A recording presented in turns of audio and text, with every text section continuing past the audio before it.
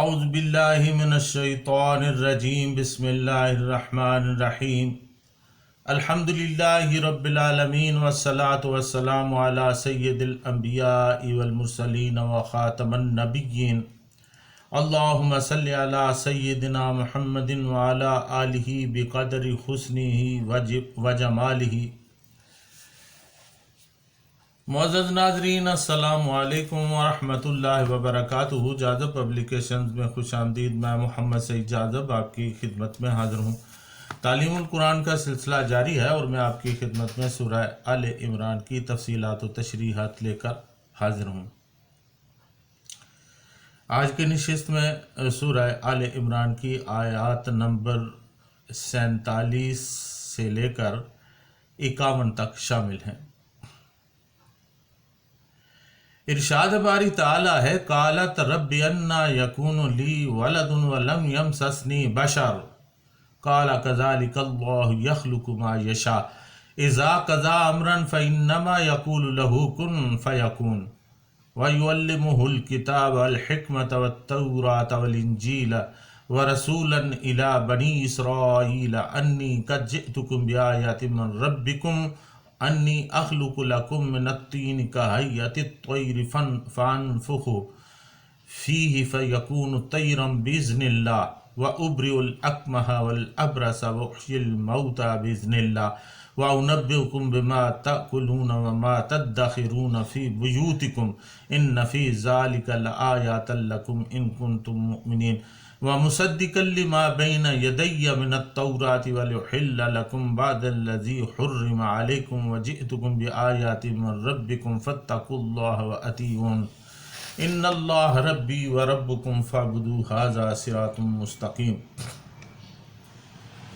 مریم علیہ السلام بولیں، اے میرے پروردگار، کیوں کر ہو سکتا ہے میرے ہاں بچہ، حالانکہ ہاتھ تک نہیں لگایا مجھے کسی آدمی نے۔ فرمایا، بات یوں ہی ہے جیسے تم کہتی ہو، لیکن اللہ پیدا فرماتا ہے جو چاہتا ہے۔ جب فیصلہ فرماتا ہے کسی کام کے کرنے کا تو بس اتنا ہی کہتا ہے اسے کہ ہو جا تو وہ کام ہو جاتا ہے، اور اللہ تعالیٰ سکھائے گا اسے کتاب و حکمت اور تورات و انجیل، اور بھیجے گا اسے رسول بنا کر بنی اسرائیل کی طرف۔ وہ انہیں آ کر کہے گا کہ میں آ گیا ہوں تمہارے پاس ایک معجزہ لے کر تمہارے رب کی طرف سے۔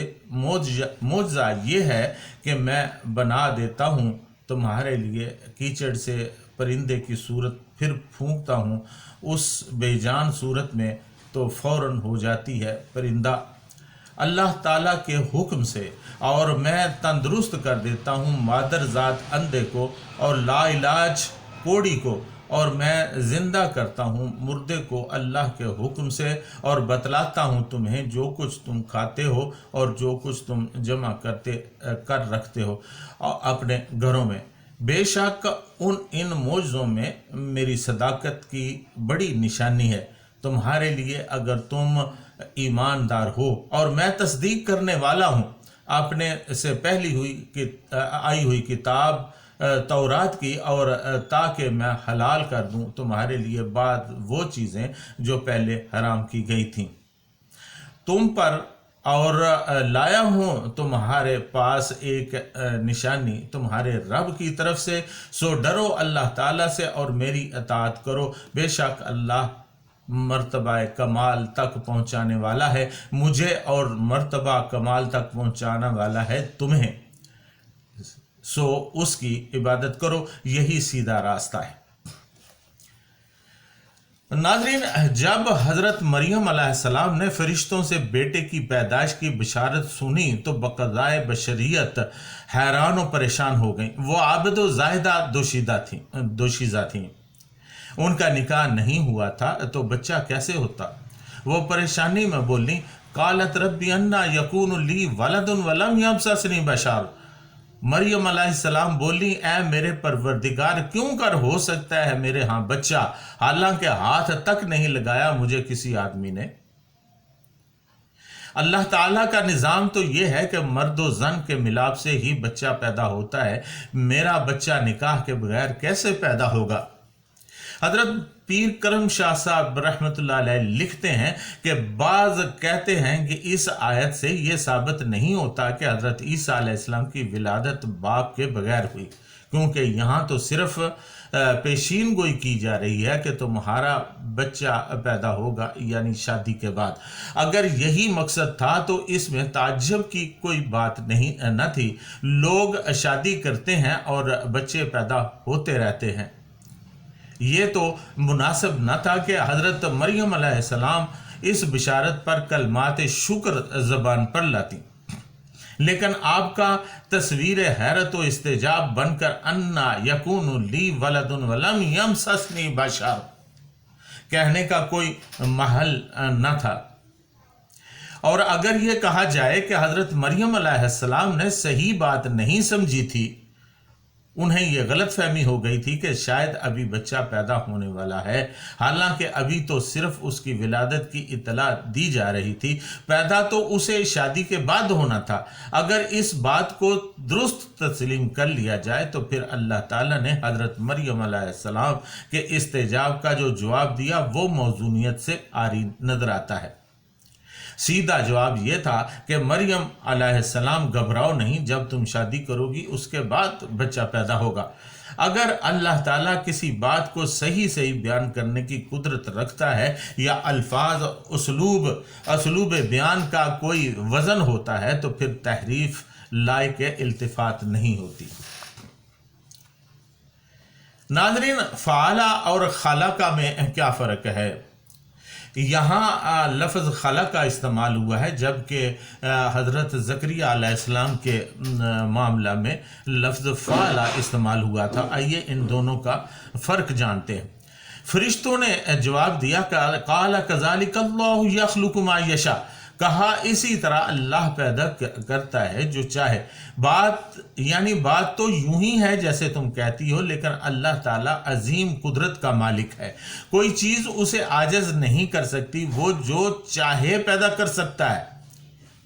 एक चीज़ यहाँ काबिल गौर है, हज़रत ज़करिया अलैहिस्सलाम की हैरानी के मौका पर फरमाया यफ़अलु मा यशा, जैसे चाहे वो करता है। और हज़रत मरियम अलैहिस्सलाम के ताज्जुब को दूर करने के लिए फरमाया यख़्लुक़ु मा यशा, वो पैदा करता है जो चाहे। जवाब में ये तफावत क्यों है? इस तफावत की वजह समझने के लिए फ़ाला और खलका का मानवी फ़र्क मलहूज़ रखना अज़ बस ज़रूरी है। तफसीर अल मनार में लिखा है कि ऐसे वाक़यात जो अपने असबाब के पाए जाने से वक़ूअ पज़ीर होते हैं उन्हें आम तौर पर लफ्ज़ फ़ाला से ताबीर किया जाता है, और जो वाक़यात ज़ाहिर असबाब के बग़ैर रूनुमा होते हैं उनकी ताबीर आम तौर पर खलका से की जाती है। हज़रत याहिया अलैहिस्सलाम की विलादत क्योंकि माँ बाप दोनों की वजह से हुई थी और यही विलादत का सबब आदि था, इसीलिए वहाँ फरमाया यफ़अलु मा यशा। और हज़रत ईसा अलैहिस्सलाम की विलादत सिर्फ माँ से हुई और वालिद जो सबब आदि है मफकूद था, इसलिए इसे लफ्ज़ खलका से बयान किया गया। इज़ा क़ज़ा अमरन फ़इन्नमा यक़ूलु लहू कुन फ़यकून, जब फैसला फरमाता है किसी काम के करने का तो बस इतना ही कहता है कि उसे कि हो जा, तो वो काम फौरन हो जाता है। अल्लाह ताला को किसी काम के करने के लिए असबाब की ज़रूरत नहीं, वो जब किसी काम के करने का इरादा कर लेता है तो वो बस इतना ही कहता है कि हो जा, तो वो काम फौरन हो जाता है। पारा नंबर 27 सूरतुल कमर आयत नंबर 50 में इरशाद बारी ताला है, वमा अमरुना इल्ला वाहिदतन कलमहिन बिल बसर, और नहीं होता हमारा हुक्म मगर एक बार जो आंख झपकने में हो जाता है। यानी हम सिर्फ एक बार ही हुक्म देते हैं, दोबारा हुक्म नहीं देते, वो चीज़ आंख झपकने से पहले ही वजूद में आ जाती है। लम्हा कहते हैं तेजी से देखना, وہ نظر جو تیزی سے تمہاری چیزوں تک پہنچتی ہے وہ کلمح بالبصر کہلاتی ہے۔ ناظرین، اللہ تعالیٰ نے فرمایا کہ جس بچے کی بشارت دی جا رہی ہے اس کی ایک صفت یہ بھی ہوگی وَيُعَلِّمُهُ الْكِتَابَ وَالْحِكْمَةَ، اور اللہ تعالیٰ اسے حضرت عیسیٰ علیہ السلام کو کتاب اور حکمت سکھائے گا۔ بعض مفسرین اکرام رحمۃ اللہ علیہم کہتے ہیں کتاب سے مراد لکھنا لیتے ہیں اور حکمت سے دانائی، مگر بہت سے دوسرے مفسرین رحمۃ اللہ علیہم فرماتے ہیں کہ کتاب سے مراد قرآن مجید اور حکمت سے مراد سنت ہے۔ مسلم شریف کی ایک روایت میں ہے کہ جب مسیح علیہ السلام دنیا میں دوبارہ نازل ہوں گے تو وہ کتاب و سنت کے مطابق فیصلے کریں گے۔ اللہ تعالیٰ آپ علیہ السلام کو کتاب و سنت کا علم بھی بلا واسطہ دے گا۔ آپ علیہ السلام کسی استاد سے تفسیر پڑھیں گے، نہ سنت سیکھیں گے، بلکہ اللہ تعالیٰ یہ چیزیں خود سکھائے گا۔ علامہ حافظ اماد الدین ابن کثیر رحمۃ اللہ علیہ فرماتے ہیں کہ کتاب سے مراد یہاں تورات ہے اور حکمت سے مراد کتاب کی مصلحت اور علت ہے۔ وَالتَّوْرَاتِ، اور تورات کا علم بھی دیا۔ تورات کا لغوی معنی قانون ہے اور یہ حضرت موسیٰ علیہ السلام پر نازل ہوئی۔ فرعون کی غلام سے نجات پانے کے بعد آپ علیہ السلام کی امت نے درخواست کی کہ ہم غلامی کے قانون سے آزاد ہو چکے ہیں، اس لیے اب ہمارا اپنا قانون ہونا چاہیے۔ تو اس فرمائش کے جواب میں اللہ تعالیٰ نے تورات نازل فرمائی۔ والانجیل، اور انجیل کا علم بھی دیا۔ انجیل کا لفظی معنی بشارت ہے اور یہ کتاب اللہ تعالیٰ نے حضرت عیسیٰ علیہ السلام پر نازل فرمائی اور آپ کو اس بات کا پابند بنایا کہ تم جہاں بھی جاؤ لوگوں کو خوشخبری سناؤ۔ پارہ نمبر 28 سورۃ الصف آیت نمبر 6 میں ارشاد ہے وَمُبَشِّرًا بِرَسُولٍ يَأْتِي مِن بَعْدِ اسْمُهُ احمد، میں تم کو خوشخبری سنانے والا ہوں کہ میرے بعد ایک رسول آئے گا جس کا نام احمد صلی اللہ علیہ وسلم ہوگا۔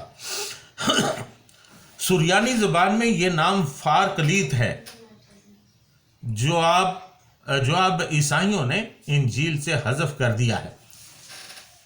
ان دونوں الفاظ کا معنی ایک ہی ہے، یعنی ستوزہ، جس کی تعریف کی جائے، قابل تعریف، یعنی وہ نبی آئے گا جس کی جہان میں تعریف کی جائے گی اور اس کی شریعت ابد تک رائج رہے گی۔ اس کے بعد کوئی نیا قانون اور کوئی نئی شریعت نہیں آئے گی، اس لیے اس کا نام انجیل رکھا گیا۔ اس میں اخلاق، حکمت اور نصیحت کی باتیں ہیں۔ ناظرین، اس سلسلہ میں کچھ تفاصیل ابھی باقی ہیں، انشاءاللہ العزیز آئندہ نشست میں عرض کروں گا۔ تب تک کے لیے اس دعا کے ساتھ اجازت چاہوں گا کہ اللہ تعالی ہمیں قرآن کریم کو پڑھنے، اس کو سمجھنے اور پھر اس پر عمل کرنے کی توفیق عطا فرمائے۔ وما علینا الا البلاغ المبین۔